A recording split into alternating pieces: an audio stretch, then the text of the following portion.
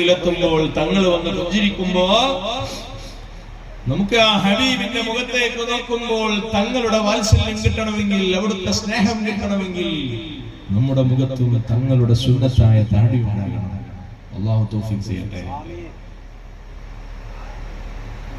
നമ്മുടെ വസ്ത്രധാരണയിൽ, നമ്മുടെ സമീപനങ്ങളിൽ, നമ്മുടെ പെരുമാറ്റങ്ങളിൽ പുന്നാര നബി സല്ലല്ലാഹു അലൈഹി വസല്ലം തങ്ങളോടുള്ള ആ ഒരു ഇഷ്ടം ഉണ്ടാകണം. അല്ലാഹു നമുക്കതിന് തൗഫീഖ് നൽകുമാറാകട്ടെ. സുബ്ഹാനല്ലാഹ്. ഏത് കാലത്താണ് തങ്ങൾ വന്നത്? മഗ്രിബിന്റെ മുമ്പുള്ള സെഷനിൽ അതൊക്കെ പറഞ്ഞു കാണുമെന്നാണ് ഞാൻ മനസ്സിലാക്കുന്നത്.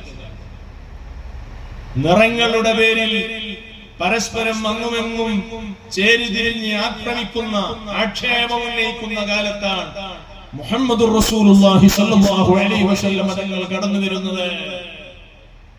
പരിശുദ്ധ ഖുർആനിന്റെ വചനം ഓതി കേൾപ്പിക്കുന്നത്, നിങ്ങൾ വർണ്ണങ്ങളുടെ പേരിൽ, നിറങ്ങളുടെ പേരിൽ ശണ്ട കൂടരുത്. നിങ്ങൾ താഴ്ന്നവനോ മുതിർന്നവനോ എന്ന പേരിൽ നിങ്ങൾ പരസ്പരം കലഹിക്കരുത്. എല്ലാവരും ആദം നബി അലൈഹിസ്സലാം ആദിമ മനുഷ്യന്റെ മക്കളാണ്. ആദം നബി അലൈഹിസ്സലാം മണ്ണിൽ നിന്നാണ്. നിങ്ങളിൽ ആദരണീയൻ ഉടമയായ റബ്ബ് സുബ്ഹാനഹു വ തആലയുടെ സമീപത്ത് മുത്തഖിയായ മനുഷ്യനാണ്. അല്ലാഹുവിങ്കലിൽ സ്ഥാനം നേടുന്നവരാണ് സയ്യിദുനാ മുഹമ്മദുർ റസൂലുള്ളാഹ്. സമത്വത്തിന്റെ സന്ദേശം വിളിച്ചോദിയ ഇതുപോലെ ഒരു നേതാവിനെ ചരിത്രത്തിൽ പരതിയായി കാണാൻ കഴിയുമോ? സയ്യിദുൽ വജൂദ് റഹ്മത്തുൽ ലിൽ ആലമീൻ മുഹമ്മദുർ റസൂലുള്ളാഹ് സല്ലല്ലാഹു അലൈഹി വസല്ലം.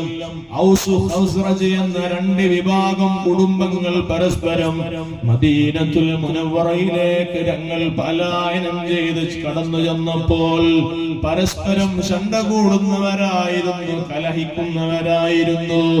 ആ ഔസിനെയും ഖസ്റജിനെയും ഒരേ സദസ്സിൽ വിളിച്ചു വരുത്തി കൈകൊടുത്ത് ആലിംഗനം ചെയ്ത് അസ്സലാമു അലൈക്കും എന്ന അഭിവാദ്യ വചനം പറഞ്ഞു കൊടുത്ത് സ്നേഹത്തിന്റെ മുത്തുമാലയിൽ കോർത്തിണത്ത നേതാവാണ് മുഹമ്മദുർ റസൂലുള്ളാഹ് സ്വല്ലല്ലാഹു അലൈഹി വസല്ലം. സ്നേഹ നബി മുഹമ്മദുർ റസൂലുള്ളാഹ് സ്വല്ലല്ലാഹു അലൈഹി വസല്ലം.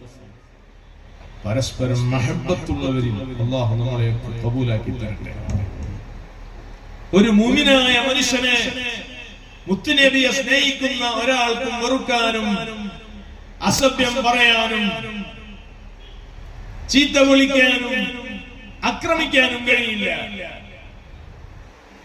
അന വലിയ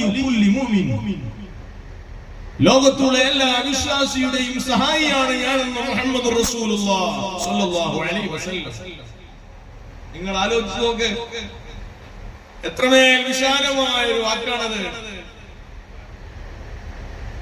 എന്റെയും നിങ്ങളുടെയും കരങ്ങൾ മറ്റൊരാളെ വേദനിപ്പിക്കുന്നതാകരുത്. കാരണം ലോകത്തിന്റെ നേതാവ്